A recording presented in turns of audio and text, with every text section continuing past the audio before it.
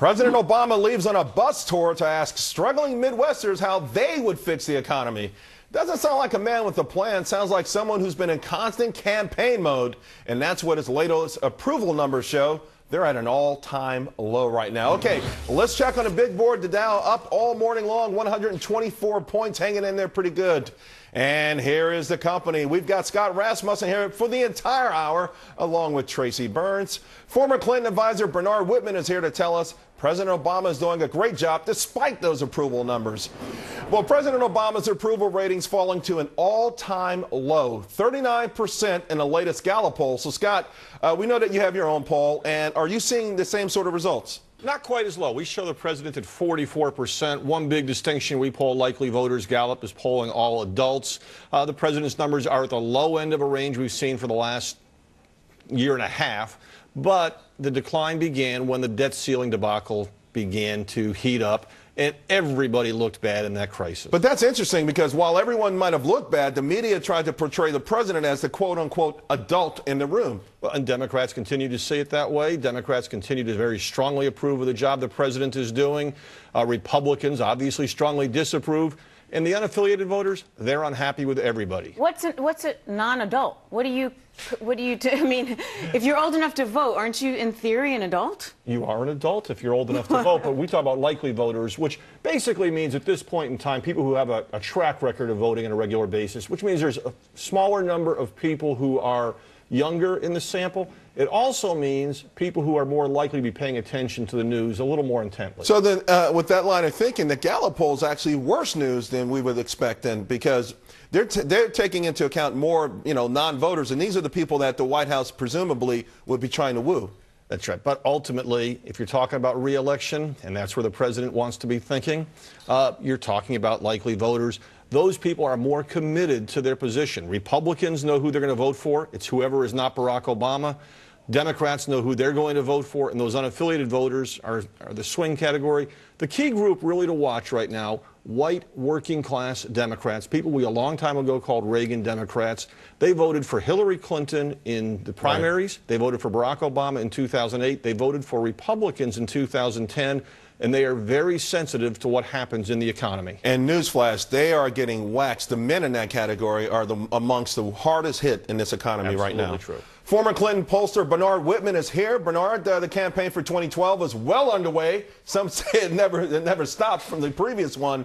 The president's bus tour today, what's the real goal here? I mean, a lot of people are saying, realistically, these are states that he's wobbly in. He wants to go there, and this is really a campaign stop more than anything else. No, I disagree. The president has got to get out from Washington. He's got to get out of the Rose Garden. He's got to get back with the people, and he has to interact with real people to basically understand what is going on out in America. We need to refocus the conversation on job creation. The debt ceiling debacle debate ended up tarnishing both parties, but I think Scott would agree it tarnished the Republicans more than the Democrats. The president needs to get back and take the agenda, push his job creation agenda forward. But what is the agenda? I'll tell you, there's several things. Number one, we got to get these free trade agreements passed with South Korea, Colombia, and Panama. No, please. They didn't create any jobs, though. Number two, we need to invest in our crumbling infrastructure. The president put a proposal on the table last month to invest $556 billion. Where did you get that money from? That didn't create any jobs either.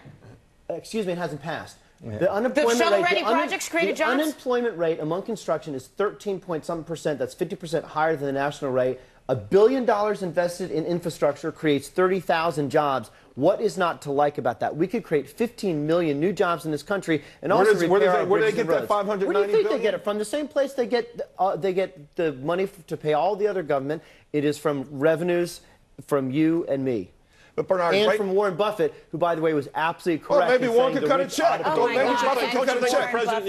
you think the president needs to establish some credibility by cutting something, by saying, here is a program we can get rid of, because the American people are clearly looking for some kind of fiscal responsibility, and they don't see the president acknowledging that? I think absolutely the president has made clear that the only way forward, and the public agrees with him, is a mix of spending cuts and revenue increases. Why the Republicans are so dead set against all the Republican candidates basically took a pledge saying, you know what, if we were on the brink of default and there were any revenue increases, even at a 10-to-1 spending cuts to revenue increases, I would reject Bernard, that. here's How the would thing. that But create hold on, jobs? hold on, guys. How Hold on. does that create It's jobs? not a revenue problem. This must be very hard to wake up every day and defend the same guy over and over again, because there's nothing left to defend. It is a spending issue. Everything you mentioned has yet to create a job. That's like Everyone saying economics is so a supply sick of side it. issue, not It a is supply and demand issue. It's so There's old. two sides to it the is equation, so old Tracy. for so many people to sit and listen to this crap, because it's not doing anything for us. Nothing is changing for the people at home, Bernard. And your little bus tour is just going to make it worse. Let me ask you a question. Why can we not get a proposal to streamline the patent approval process through this Congress? That is less regulation. It's Lord. more entrepreneurship. It's creating jobs for small business. I don't get it. Here's the thing. Are they though. so dead set on trying to get this president run out of office? Here's the thing, though. Every time Democrats, and particularly the president, tries to talk about himself, it really isn't. There's nothing to Tracy's point. There's not really a platform there. It's more about attacking the other side. In fact, over the weekend, Debbie Wasserman Schultz, she went on the attack again. This time, of course, against Rick Perry, because he's now in the race. I want you to listen to what she had to say. It's extremely difficult for him to deserve credit for that job creation when you have rising gas prices that created oil jobs that he had nothing to do with, when you had military spending as a result of 2 wars that created military jobs that he had nothing to do with. That's called setting the record straight. No, Charles. it's also called, Bernard, acknowledging that we can create a lot of jobs in oil and gas, acknowledging that we can create a lot of jobs in defense. These are areas that the Democrats, the president, hates. These can create real jobs. These aren't gimmicky things. These can create real jobs. Texas is an economic miracle, and they're saying, hey, forget about it. It was pure luck on his part. Why don't you go down and talk to the people in Texas? You know what most of those jobs are? They're low-wage, high-tax jobs. 100,000 They are people, jobs. They are 100,000 jobs. people are going to lose their jobs in the upcoming months because of budget cuts. Rick Perry, Bernard, who believes he was sent from the Lord Almighty to come down here and be president, we have got to get clear. Oh, he's got a Messiah Rick complex. Perry, Listen, he certainly does. And here's the bottom line: that's not a right. job is a job. Okay, now you've defended President Obama on phantom saved and created jobs. We're talking about legitimate jobs. I know people from New York, New Jersey. In the last couple of years, they've moved down to Texas in droves. People want those jobs. You know this is what America wants. If we could replicate that in America, we would be a better country. Rick Perry is. How could you not agree with that? Rick Perry is treading water so hard in that pool just to be able to keep up, to put jobs, to give jobs to all the people that have moved down to the state. He can barely keep up with the rate of population growth there. You talk about Texas, you have to be real here. The fact is, jobs have been created, yes, but he was helped out by high gas prices. He was helped out by 2 wars that are winding down, and he's got a lot of people in his state, more people in his state that want jobs than he could possibly produce. You're absolutely right, because people gravitate to where opportunities are. It is a badge of honor for 1 million people to leave California and everyone's going to Texas looking for jobs. Don't you get it? He's doing the real thing. It's not phantom. It's not fake. It's something real and tangible, and people in America want that.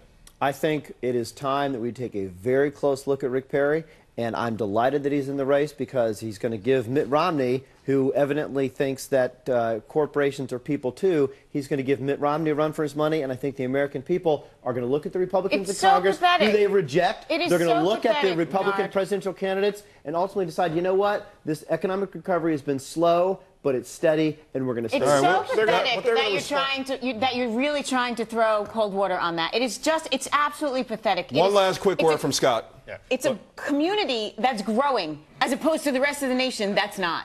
And you're throwing cold water on it. Why? I'm just being real. You're not being real. We're keeping it real, You're Tracy. not. Scott, Bernard, real quick. look, this election is going to be a referendum on the incumbent president. The Republicans, as long as they're not a major distraction, are going to be a sideshow, just like John Kerry was 4 years ago. And the biggest issue for the president is going to be explaining his economic performance. And we can talk about anybody else's record, but if the president's numbers are where they are today, he's an underdog for re-election. And that is exactly why the president is doing the right thing, to go out on the hustings and explain his job creation program to the American people. That's what's going to decide this election, nothing else. Okay, and it won't be opaque corporate box, these evil opaque boxes we call corporations. They're run by robots. Corporations aren't evil, and not they're just human not beings. people. We'll leave it there. Thanks a lot, Bernard Whitman.